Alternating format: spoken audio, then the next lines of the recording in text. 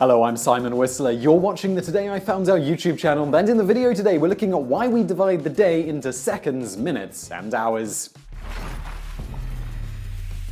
Today, the most widely used numerical system is a base 10 system, also known as the decimal system. This seems appropriate given that we all have 10 fingers and 10 toes, so grade schoolers as well as myself after a few beers can do maths easily. Unfortunately for us, the pre-Dewey Decimal civilizations either never tried to count their sheep drunk or just plain hated their kids because they all seem to use other more complicated systems like base 12, duodecimal, or base 60, sexagesimal.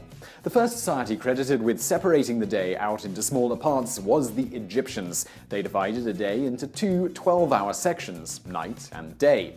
The clock they used to measure time was the sundial. The first sundials were just stakes in the ground, and you knew what time it was by the length and direction of the sun's shadow. Advances in technology, namely a T-shaped bar placed into the ground, allowed them to more accurately measure the day in 12 distinct parts.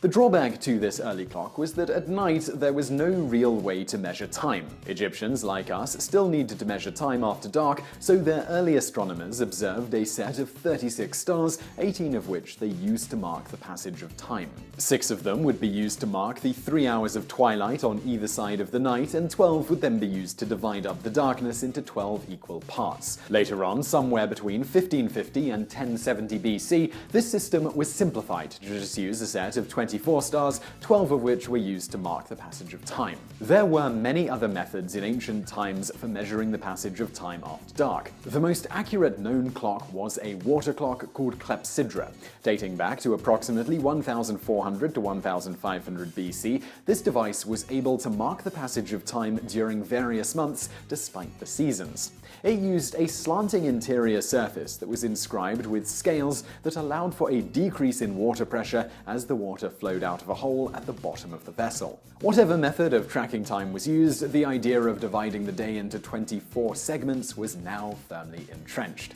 Interestingly enough, though, it wasn't until about 150 BC that the Greek astronomer Hipparchus suggested that a fixed interval for each hour was needed. He proposed dividing the day up into 24 equinoctial hours observed on equinox days. That said, it wasn't until about the 14th century, when mechanical clocks were commonplace, that a fixed length for an hour became widely accepted.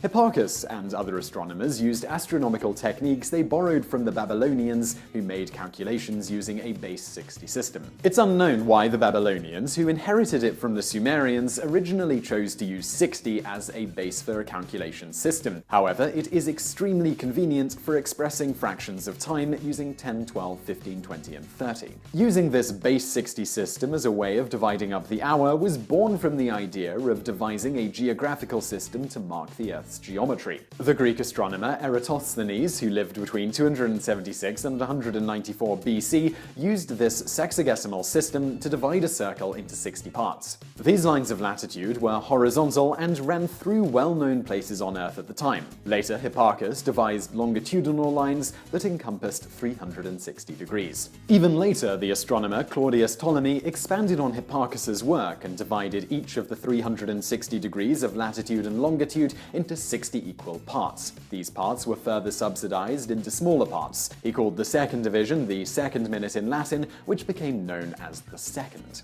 And now for a bonus fact. Because the second is based on the number of times the cesium atom transitions between the two hyperfine levels of its ground state compared to ephemeris time, and the fact that the Earth's rotation is slowing down, it becomes necessary to add periodic leap seconds into the atomic timescale to keep the two within 1 second of each other.